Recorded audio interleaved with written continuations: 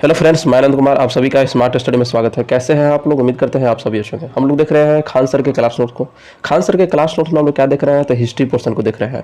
और हिस्ट्री में की बात करें, हिस्ट्री में भी तो मध्यकालीन भारत के इतिहास को यानी मेडिवल हिस्ट्री को हम लोग देखना है। ठीक है, इसके पहले भी वीडियो के माध्यम से आपको अलग अलग टॉपिक कराया गया। अगर आपने नहीं देखा है तो जस्ट जाइए प्लेलिस्ट में, वहाँ प्लेलिस्ट में Khan sir class notes medieval history के नाम से जो है प्लेलिस्ट बना हुआ है, वहाँ से जो है सभी वीडियो को 1 बाय 1 करके देख लीजिए।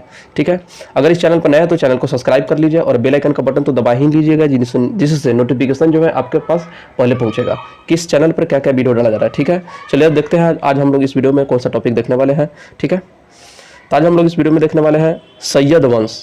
दो वंश को देखेंगे हम लोग, सैयद वंश और लोदी वंश को देखेंगे। तो सबसे पहले हम लोग सैयद वंश को देख लेते हैं। चलिए इस चैप्टर से क्या क्या क्वेश्चन बनता है देख लेते हैं।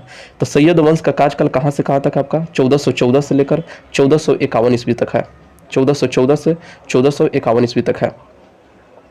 सैयद वंश के संस्थापक कौन थे? तो सैयद वंश के संस्थापक खिज्र खां थे। खिज्र खां को तैमूरलंग ने दिल्ली का सूबेदार बनाया था। खिज्र खां ने कभी भी सुल्तान की उपाधि धारण नहीं की थी और इस वंश का यानी सैयद वंश का शासक मुबारक शाह ने सुल्तान की उपाधि धारण की थी। ठीक है, चलिए अगला पेज पर चलते हैं हम लोग।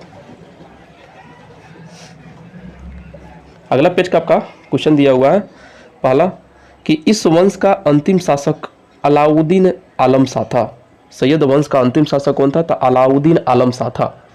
1451 ईस्वी में बहलोल लोदी ने इसकी हत्या कर दी और लोदी वंश की स्थापना कर दी। तो बहलोल लोदी ने अलाउद्दीन आलम शाह की हत्या कर जो है लोदी वंश की स्थापना किया था। सैयद वंश के काल को मकाबरा निर्माण का काल कहते हैं।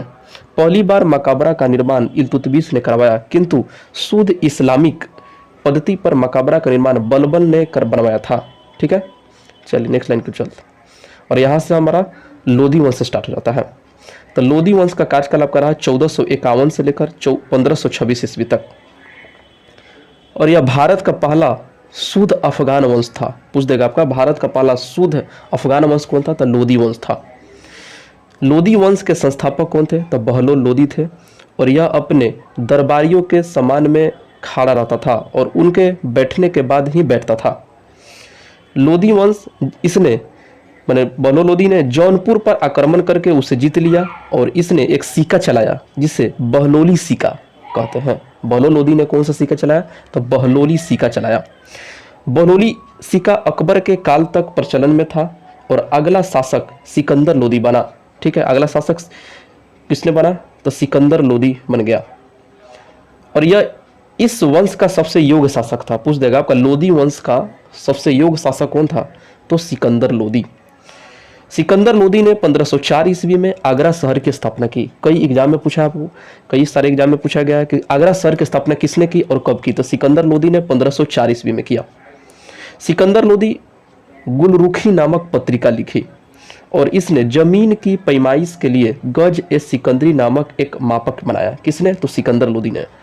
और सिकंदर लोदी के द्वारा खाद्यान्न यानी खाद्य पदार्थों से कर हटा लिया गया और इसने तजिया निकालने तथा महिलाओं के मजार पर जाने पर भी प्रतिबंध लगा दिया। इस वंश का अंतिम शासक इब्राहिम लोदी था।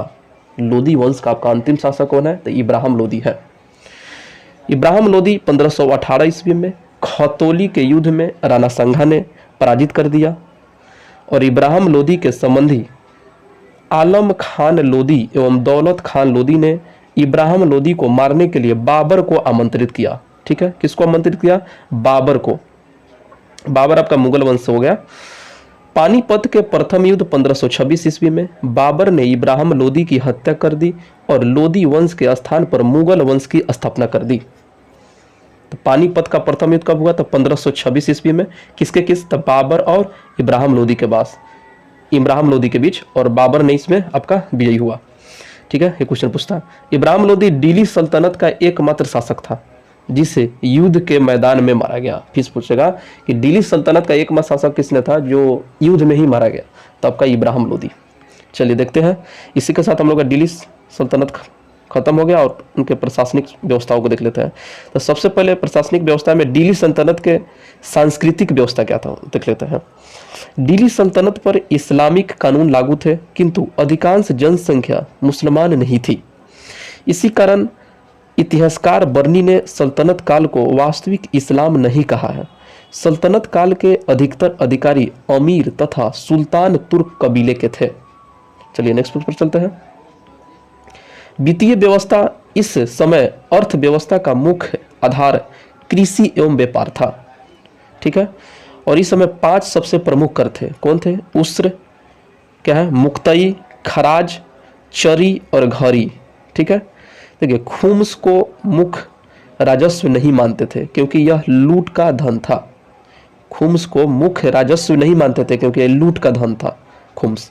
जजिया, जकात को भी मुख्य राजस्व नहीं मानते थे क्योंकि यह धार्मिक कर था। टैक्स पर वसूलने वाला सबसे छोटा ग्रामिक अधिकारी चौधरी होता था, जबकि सबसे बड़ा अधिकारी इक्तदार होता था। जब इक्तदार निश्चित टैक्स से भी अधिक टैक्स वसूल कर देता था तो इस अतिरिक्त आय को फवाजिल कहा जाता था। टैक्स वसूलने में हो रहे भ्रष्टाचार की निगरानी के लिए अलाउद्दीन खिलजी ने दीवान ए मुस्त खराज नामक विभाग भी बनाया था। क्वेश्चन पूछेगा कि दीवान ए मुस्त खराज नामक विभाग किसने बनाया था? अलाउद्दीन खिलजी के द्वारा बनाया गया था। किस लिए? तो टैक्स वसूलने के लिए, भ्रष्टाचार को रोकने के लिए।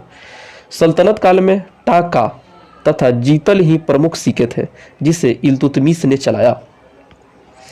गुलाम वंश के शासक अलाउद्दीन मसूद शाह, ठीक है, अलाउद्दीन महमूद शाह ने अपने सिक्के पर खलीफा का चित्र बनवाया। किसने? गुलाम वंश के शासक अलाउद्दीन महमूद शाह ने।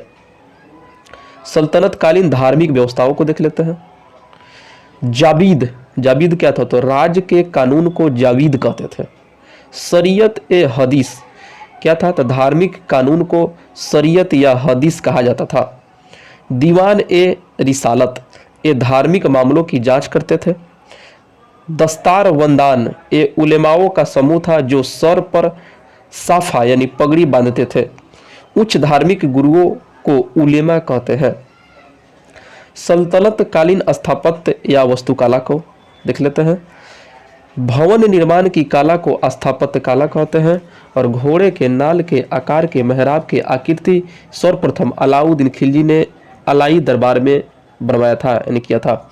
अष्टभुजी मकबरा का निर्माण तुगलक काल में हुआ और गयासुद्दीन तुगलक ने तुगलकाबाद शहर बसाया। बड़े आकार के मेहराब यानी दीवाल का निर्माण किसने? तो खिलजी वंश में हुआ था। बलबन पहला ऐसा सुल्तान था जिसका मकबरा शुद्ध इस्लामिक पद्धति में बना था, बलबन का मकबरा। ठीक है, चलिए नेक्स्ट पेज पर चलते हैं। सल्तनत कालीन साहित्य को देख लेते हैं। सल्तनत काल में फारसी भाषा का प्रचलन था और सल्तनत काल के सबसे बड़े कवि अमीर खुसरो थे, जिन्हें मंगोलों ने बंदी बना लिया था, किंतु वो वहां से भाग गए और ये बलबन से लेकर मोहम्मद बिन तुगलक तक कुल 7 राजाओं के दरबार में रहे थे। कौन? बलबन से लेकर मोहम्मद बिन तुगलक के दरबार में अमीर खुसरो।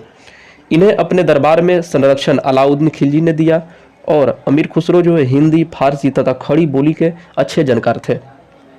नेक्स्ट पे चलते हैं। इन्होंने सर्वाधिक रचनाएं खड़ी बोली में की। किसने? तो अमीर खुसरो ने। और इनकी सबसे प्रमुख रचना तारीख ए डीली है, तारीख ए डीली, और इन्हें तोता ए हिंद के नाम से जाना जाता है। तो तोता ए हिंद के नाम से आपके अमीर खुसरो को जाना जाता है। और तारीख ए डीली किसकी रचना है? तो अमीर खुसरो की रचना है।